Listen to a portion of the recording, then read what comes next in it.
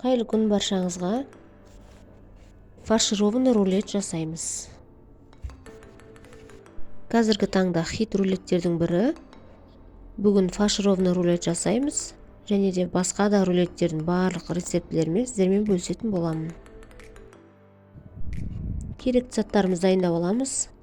Жұмыртқаны кеңде ыдысқа құйып, 2 минуттай көпіргенше миксерлейміз.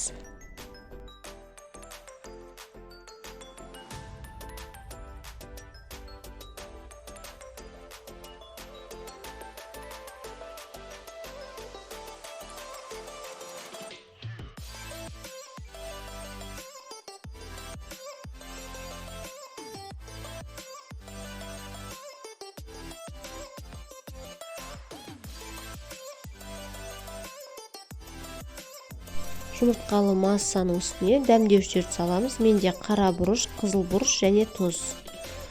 Және орташа теркадан өткізілген сыр саламыз. Аса қатты майдасын өткізбеңіздер.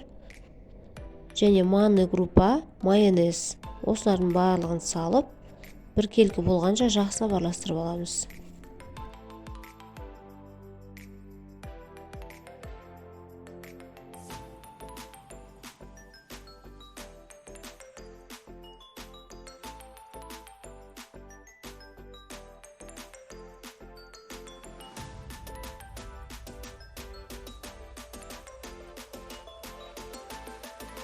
Осының үстіне краситель қосып араластырамыз. Менде гелевый краситель. Түсі қанық әдемі болып шығады. Аз-аздан тамызып көріңіздер. Мен басында 3 тамшы тамызып көріп араластырдым. Ол аз болғаннан кейін үстінен тағы да қосып тамызып сарғыш түс болғанша араластырдым.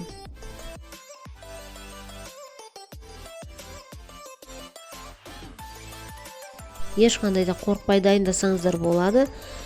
Өте жеңіл әрі дастарханыңыздың сәнін ашады.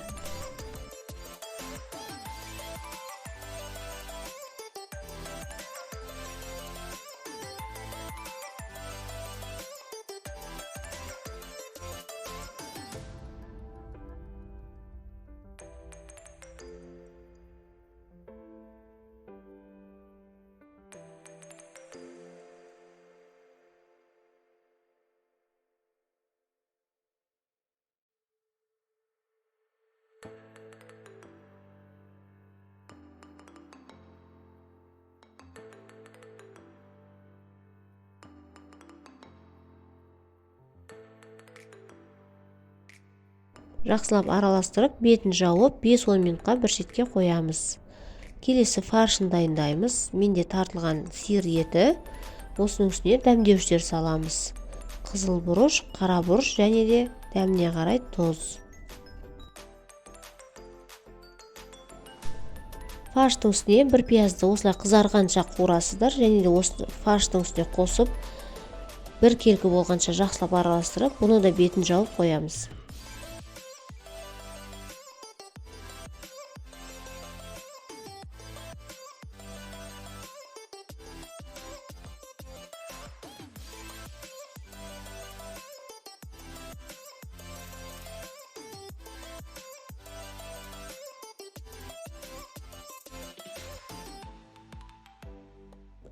Пешті алдын ала қыздырып қоямыз.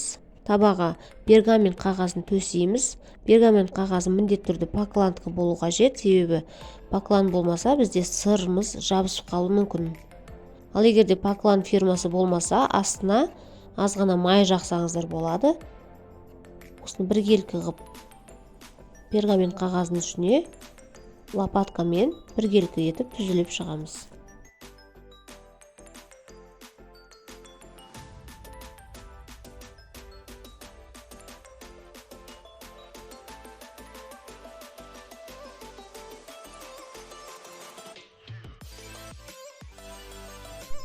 Пешке 5-10 минутқа 170 градуста салып аламыз. Бұл өте тез піседі. Пісуін байқау үшін бетін қолмен ұстап көрсеңіз, қолыңызға жабыспаса, ол онда дайын деген сөз. лопаткамен тегістеп жайыңыздар, себебі тегіс болмаса рулетіміз кескенде қисық болып қалуы мүмкін.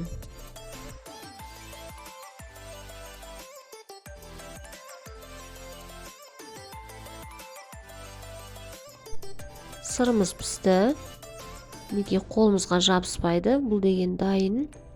Енді осыны табадан пергамент қағазымен бірге аламыз.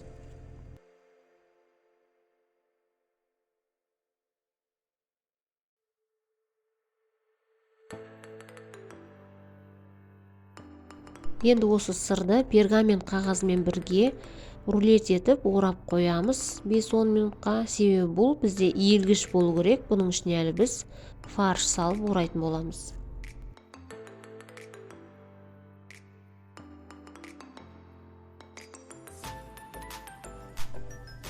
Енді осы сырды фольганың үстіне төсейміз. Себебі қазір сол фольгамен бірге орап духовкада пісіретін боламыз.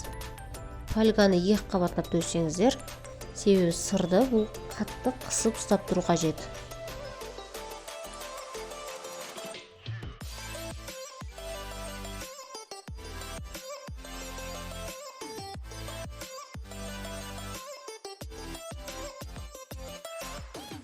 Фольганы кеңдеу етіп төсей беріңіздер, себебі біздің рулетімізді орағанда кеңдеу болғаны қажет. Енді осы сырдың үстіне дайындалған фаршымызды бір келкі етіп тегістеп жайып шығамыз.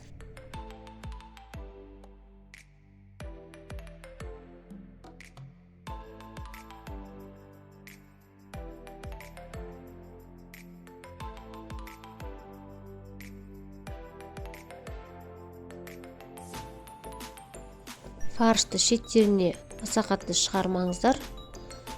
Жоғар жағын бостау етіп қойыңыздар. Рулет оралғанда солай әдемі болып тұрады.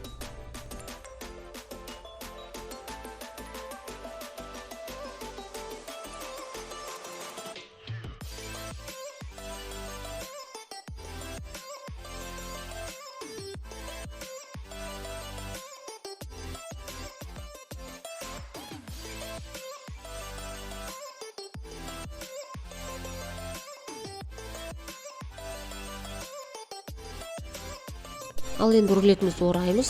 Орағанда мұқият болыңыздар, себебі рулетті қысып орамасақ, рулетіміз кескенде босап қалуы мүмкін.